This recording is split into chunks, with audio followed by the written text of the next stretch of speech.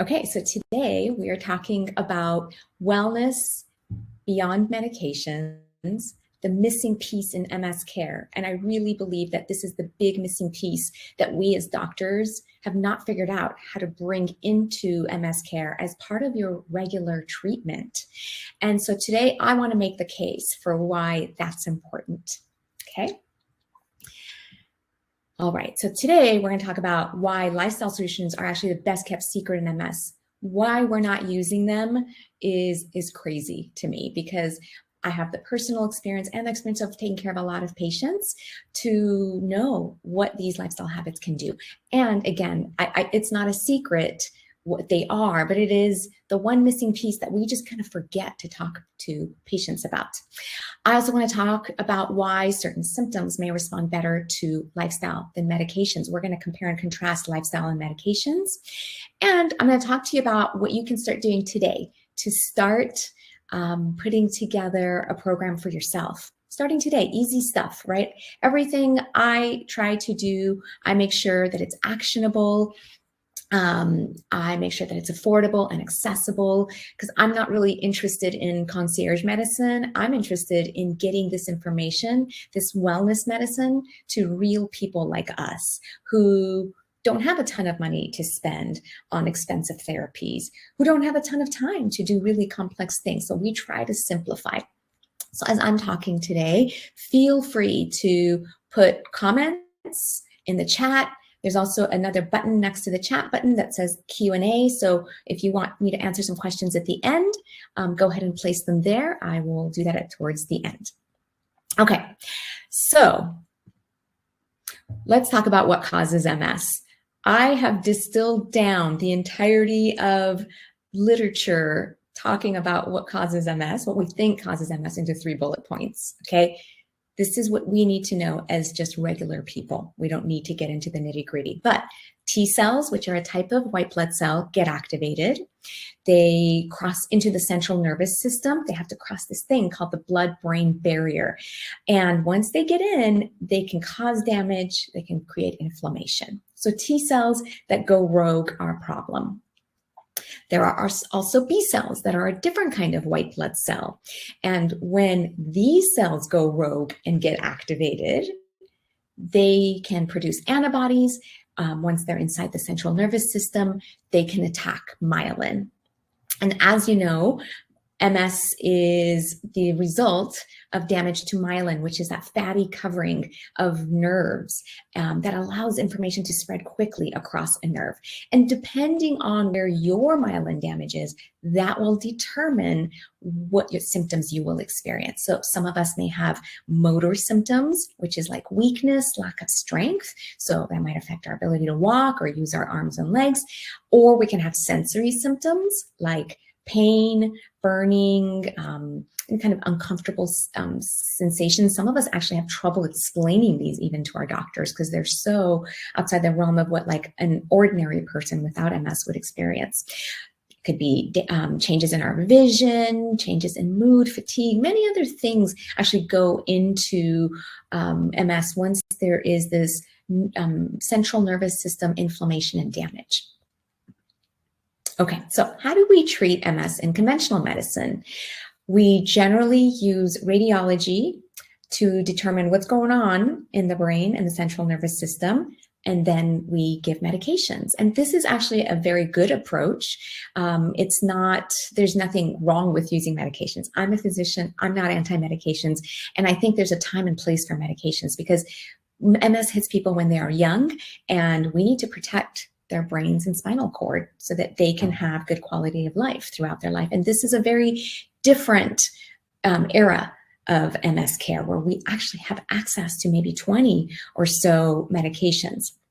So pharmaceutical strategies may include binding a receptor on a T cell. Okay, so every cell in the body, most cells in the body put out receptors. Think of a receptor as an arm that's sticking out with a hand, and the hand is trying to feel for what's out in the environment. And if something, a molecular shape comes by that matches it, it might grab it. And once it grabs that shape or that molecule, that receptor can turn on or off. And as a result, something will happen in the cell. It sends a signal into the cell. So some drugs bind a receptor on T cells and block it and prevent that T cell from getting into the central nervous system to cause damage. Other drugs can bind those B cells that have gone rogue and destroy them so that they can't get into the central nervous system to create antibodies and attack myelin. Other drugs may actually suppress the inflammatory response by decreasing the T cells that may produce cytokines that are inflammatory. Cytokines are just molecular messengers used by the immune system to communicate. And so if you can suppress the cells that make these cytokines, you can lower inflammation. Another approach that pharmaceutical companies have tried out is that they activate really good pathways like the NRF2 pathway that increases our antioxidant molecules. And antioxidants are important because they surround our cells and protect our cells. Just as a normal part of our metabolism, we produce damaging molecules like through the process of digestion, and that can lead to damage to our cells. So if we have antioxidants, we can neutralize those damaging reactive oxygen species. Okay. Now, many other unwanted things, bad things like toxins can also increase reactive oxygen species. And so if we have antioxidants around, we can neutralize them. And the end effect of turning on this NRF2 pathway is that you also lower inflammation. These are just 4 examples on how some DMTs work, and they are all reasonable approaches. But one thing to notice here is that each drug has its own pathway that it turns on or off. It's not doing this broad activation of many things in the body. It's mainly just focused on one pathway. That's how we develop pharmaceuticals. And pharmaceuticals have potent effects. If you took a medication and it didn't do anything, you probably wouldn't use it. So drugs are purposely designed to be potent. But let's think about something a little different. What activates B and T cells in the first place? We have to think about why these B and T cells went rogue and started doing things that we didn't want them to do. I want you to start thinking upstream, okay? And by upstream, I mean, what came first? What came before, right? What were some of the factors that made these B and T cells become uncooperative, right? So when it comes to MS, as with many chronic complex medical conditions, we think about genes and environment. I don't have a lot to say about genetics because we get the genetics from our parents. And while we can't change what we've inherited, we can influence what turns genes on and off. So it's not enough just to have genes from our parents. They have to be activated or deactivated. And then there's the environment. And I want you to start thinking about your environment, which may include infections like COVID or EBV. There's a lot of talk about EBV as a potential cause of MS because it gets in the immune system and starts dialing up the immune system. Also, if you've had trauma or injury, like let's talk about physical injury, car accident, that's a stress on the bottom. That creates an environment that sends signals into your body, and certain things will happen as a result of that information. But also, things that your environment is comprised of is stress, how you sleep, how you eat, how you move your body, and all of the man-made toxins that you get exposed to. And so while we may not have a lot of control over our infections, you can't help getting an EBV infections. There's no way to really prevent it. 90% of people have it, and not all those people actually get MS. But there are at least 5 bullet points on this slide that we can help in white. So how we manage our stress, how we sleep, eat, move, and how we avoid exposure to toxins. So let's imagine a scenario where there are lots of poor lifestyles and habits. So somebody's experiencing chronic stress, disrupted sleep, either short sleep or broken sleep or low quality sleep, where they're not cycling through all the cycle, each cycle of sleep appropriately. People eating artificial processed foods, lots and lots of animal products, lots of sugar. People are sedentary, lack of exercise and movement, and getting bombarded by these man-made toxins that influence every system in the body. Well, the result of these poor lifestyle habits is what you see on the right. These lead to imbalances of our body systems. And I think a lot of us are familiar with organs like the kidney, heart, and liver, but I want you to start thinking about body systems. What about your mitochondria? It's not really an organ, but it's a system. The mitochondria are the parts of the cell that produce energy for us, and they play a role in MS, in fatigue, in mood, in pain, in cell lifespan. So they're really important. So poor lifestyle habits causes your mitochondria to dysfunction. And in every cell of your body, you might have 500 to 1,000 mitochondria. Leaky gut can happen as a result of food sensitivities or artificial foods or chronic stress. So, and the microbiome in your gut can go out of balance. Hormones can go out of balance for sure, like cortisol, which is our body's main stress hormone. If we're in a state of chronic stress, cortisol goes up and stays up and affects all these other downstream hormones. And as a result of poor lifestyle habits, we create inflammation in our bodies, and we have a tendency to move towards autoimmunity. So I've now just taken the same slide and changed the title of the second part, because when we have the stuff on the box, in the box on the right side, the mitochondrial dysfunction, leaky gut, poor microbiome, these are actually the imbalances underlying MS. If we can start teasing these apart and addressing them, we can start to make progress. So how can we treat the underlying imbalances of MS? Okay, if we can start to build resilience against stress, we support our mitochondria and everything else on the right. If we can get good sleep and eat good food and move and avoid toxins, we start correcting all of those problematic imbalances, and we move ourselves to a greater state of health. We bring regulation to our immune system, and that means less autoimmunity and inflammation, okay? So lifestyle habits have broad effects, and they fine-tune our body systems. And that is why they are such an indispensable component of MS care. I had a dream about this last night, thinking about today's talk, and I woke up and made this diagram. Turned out much better than I had hoped. I thought it was going to be horrific to look at. And now it just kind of looks like this beautiful weaving of how our lifestyle and body systems network together.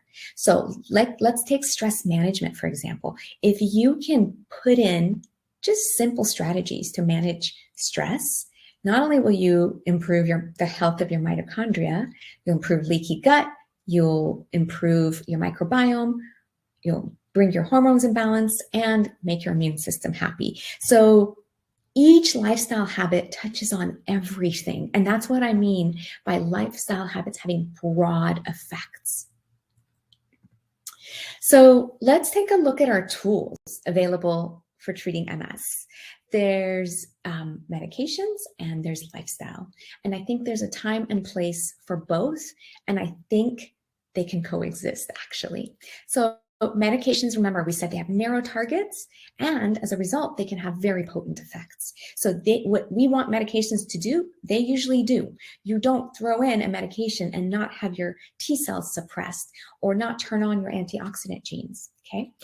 Lifestyle, on the other hand, as I showed you in that picture with the weaving, has broad effects. It's doing this fine-tuning of your body systems, and it's working with your physiology. It's not doing anything drastic or dramatic, but it is putting into place things that just kind of bring things into balance. So what is the best way to treat MS? I think it's to use all of our tools. If as a young person, as most of us have been diagnosed. I was in my mid-30s. It was important for me to protect my brain and spinal cord health to the extent possible, because there were a lot of things I wanted to do in this life. And I want you to think about the combination of medications and lifestyle together as integrative, comprehensive MS care, okay? Both are important. I don't do this reductionistic thinking around, I'm just going to do this tool or that tool. If it's appropriate for you, you will do your medications, and that's a decision between you and your neurologist. But I think lifestyle is equally important. And if you're not taking a medication, we have to put something into place to protect your central nervous system. And so lifestyle becomes even more important. So let's take a difficult to treat symptom like fatigue. Okay, now this list of bullet points here I have is no different than a list I would put up for other inflammatory disorders or cancer or cardiovascular disease. These are the body systems that go out of balance. And so if I wanted to treat the underlying causes of fatigue, I would want to think about the health of my mitochondria, my gut, my hormones, my immune system, and my body's detoxification pathways. And as long as you ignore treating these underlying imbalances, you can take medications to treat fatigue, but you won't get as far unless you have the underlying imbalances being addressed. And I really, truly believe that, because I've had the firsthand experience of healing myself with MS. I don't have 100% remission, but I've been able to get to a place where I'm like, this is acceptable to me. And I think we every day have to do the work to push ourselves closer to a greater state of health and away from autoimmunity. Okay, so why does lifestyle matter? Well, lifestyle is your environment. You create what shows up in your environment, how you eat, sleep, manage stress, what toxins you come in contact with. We actually have a lot of choice in what is in our environment, but it takes intention to design that environment. And when you design that solid foundation in lifestyle, you create the conditions for healing. And what I mean by that is that if you can remove things that are damaging or stressful to the body, or that the body doesn't need, you can actually allow the body to be at a place where it can start restoring, regenerating, and rejuvenating, and not fighting stress in the body, but bringing things back into balance. So I always think about upstream versus downstream. I think of lifestyle habits as upstream. I want to go far back to where I think autoimmunity may have its roots and start working there with what was maybe in your environment at that point, which is maybe possibly still in your environment, and start addressing those underlying problems. And I think of medications as more of a downstream approach, and it's a reasonable approach, but it's different. Remember, it's narrow and it's potent, it works, but it's not everything. And so downstream approaches are generally when you're trying to treat the outcomes of a disease condition, right? Rather than the underlying conditions. So another thing I think is important to have in your head as a visual is that lifestyle choices are dynamic. When you eat good food today, if you have a salad for lunch, that food gets in you, and that's information. It sends information into your genes and DNA and says, turn on the or the anti-inflammatory genes and turn off the pro-inflammatory genes. Turn on the antioxidant genes. And so it's all very dynamic, and things happen in real time. So if you eat very processed food, it doesn't affect you next week, it affects you today. So your cellular health is shaped by your environment. And so I want you to think every day about how you can be intentional to create that environment for yourself, because we can actually design what happens at the cellular level, and that's powerful. And when I talk about the cellular level, I'm also talking about something called epigenetics, which is this new study that we're only starting to think about, it is how information from the environment turns on genes. And so you can determine what genes turn on by what you do in your environment. So if you can bring in the good stuff, you'll turn on the good genes. That's a very simplistic way of describing what epigenetics is. And so because of what I have now told you about lifestyle therapies, I hope that convinces you that lifestyle has to be a part of every MS care plan, okay? So I think all of our neurologists should be talking about this. I don't think it's within their capacity to get you to do it because it takes a lot of discussions and conversation and support to get that to happen. But if that is not part of what you're experiencing, ask your neurologist, what can I do? Are there some resources that you could send me to? And I think we all should be thinking about lifestyle on equal par with medications.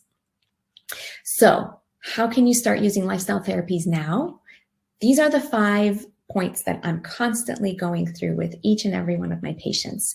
Mind-body balance, so that's stress management, nutrition, sleep, exercise, and toxins. If you can get a little bit of progress in each of those, it goes a long way because it'll start treating all those imbalances. So balancing your mind and body. Well, we know that stress is a major factor in both the onset and progression of MS.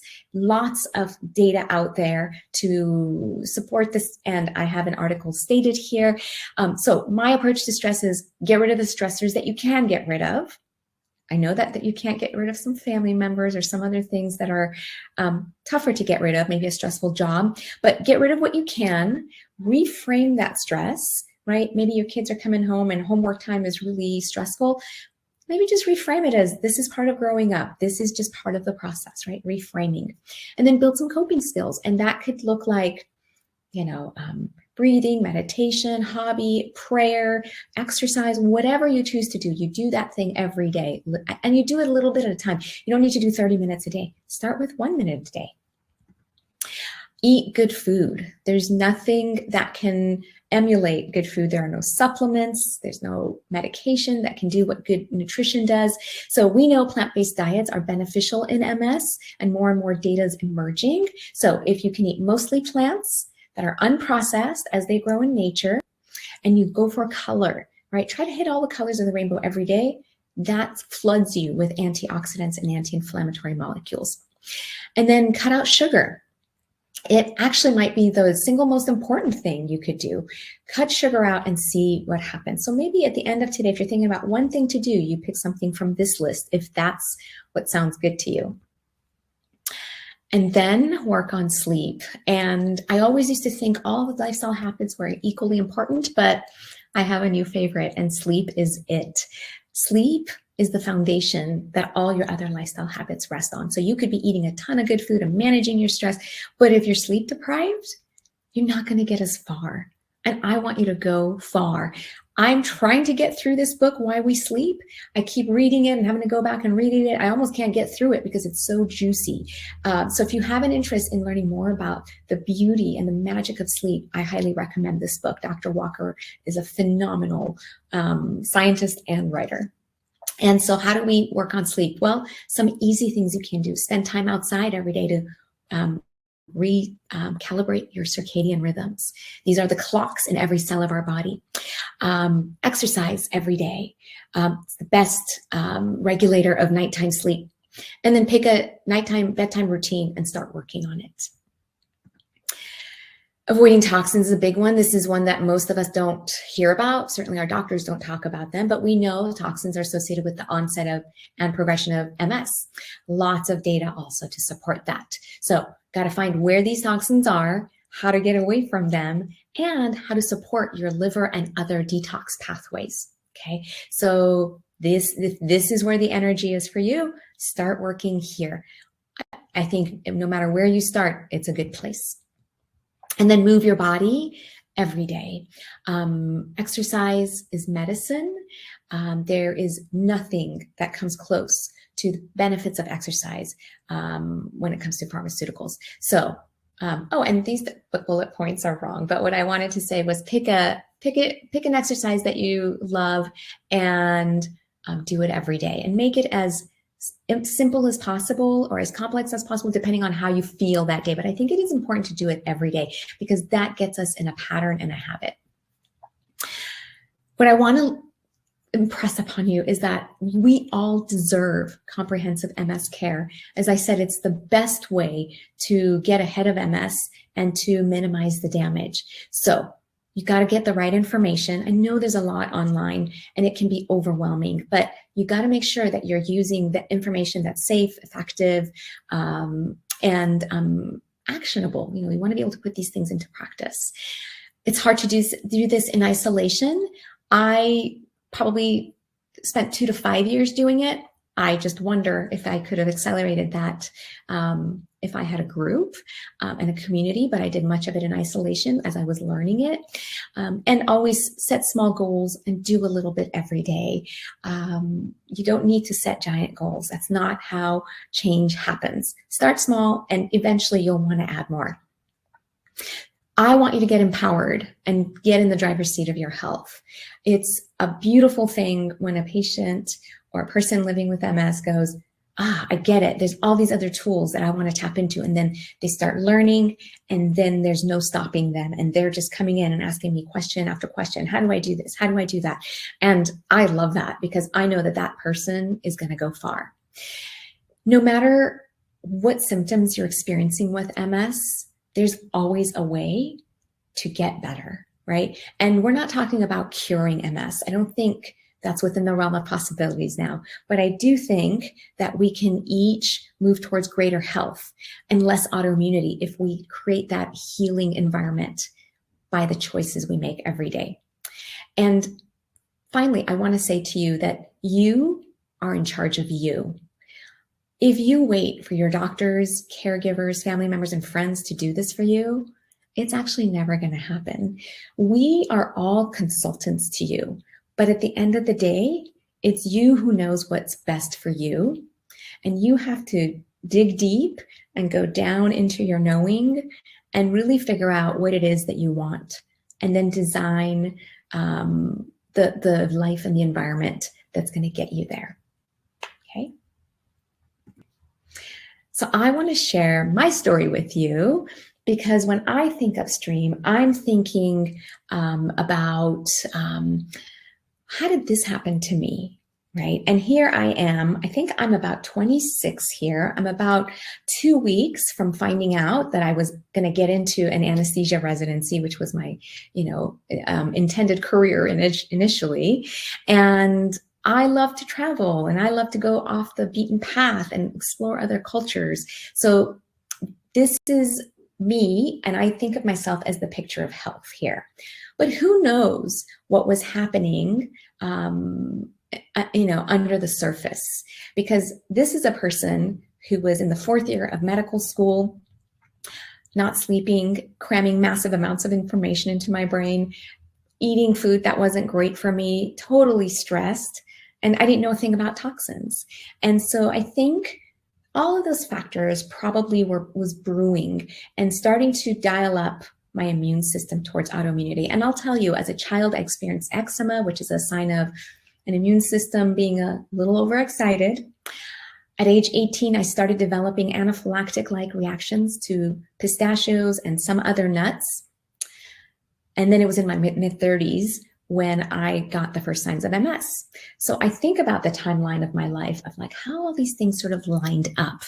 And while I can't go back and change what happened to me in medical school and childhood, what I can focus on is now. And that's what I want to impress upon you is that right now we each have a choice to determine what our future health looks like.